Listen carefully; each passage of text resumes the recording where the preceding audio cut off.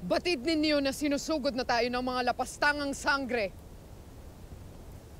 At bilang mga Miniave, hindi tayo aatras sa laban. Mga lakera, payapa na ang himpilan ng Lireo. Kaya hindi na tayo kailangang magpatungo pa roon. Ngunit akala ko'y nagkakagulo pa roon. Ayon sa aking mga kawal, natalo na ni Olgana, sina Flamara at ang mga Hator. Hindi na kayo dapat mag-alala pa, mahal na Kera. Ngunit hindi pa rin tayo dapat makampante. Humayo kayo mga kawal. At kapag sumugod muli ang mga sangre, ipagtanggol ang Lireo sa mga lapastangan! Elie! Da! Kera Mitena!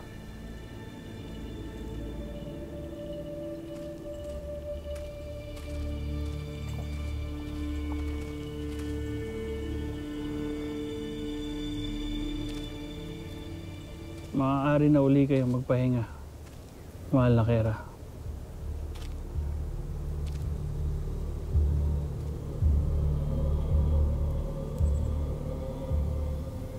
Sapagkat nararapat ka ng mamatay.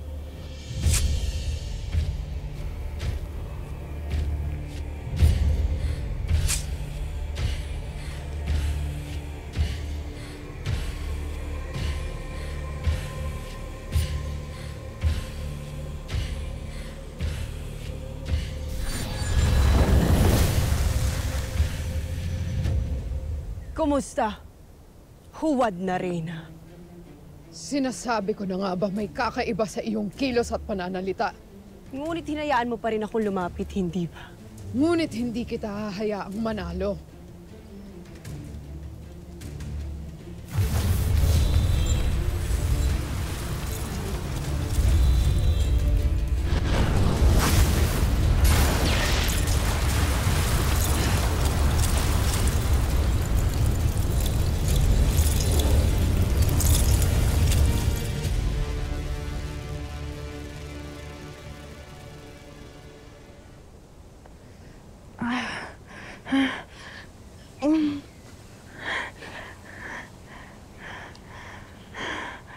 Dea, ano't itinali mong sarili mong ina?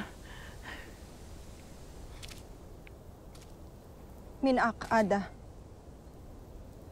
Ngunit kailangan kong gawin yan upang ikay hindi na mapahamak pa. Ako'y hindi mo maintindihan. Kailangan kong bumalik sa Lireo dahil nanganganib ang buhay ng mahal na Kera sa pwedeng mangyari. Bakit ba ganyan na lamang ang katapatan niyo kay Kera? Hindi ba ninyo nakikita kung gaano siya kasama? Hindi mo ba nakikita kung gaano karami na ang kanyang sinaktan at pinatay? Siya ay isang halimaw na gutom sa kapangyarihan. Nakalimutan mo na ba kung paano niya tayo pinalaya? Kung paano niya tayo sinanay at pinalakas? At hinimok na ipaglaban ang ating lahi? Ang mahal na Kera ang dahilan kung bakit gusto mo maging isang mandirigma. Minsan mo rin siyang sinamba. Noon yun, Ada. Noong ako'y paslit pa. Noong ako'y wala pang malay na nakapikit sa mga kalapastangan ng ginagawa ni Mitena. Ngunit ngayong ako'y namulat na. Hindi na ako muling pipikit pa.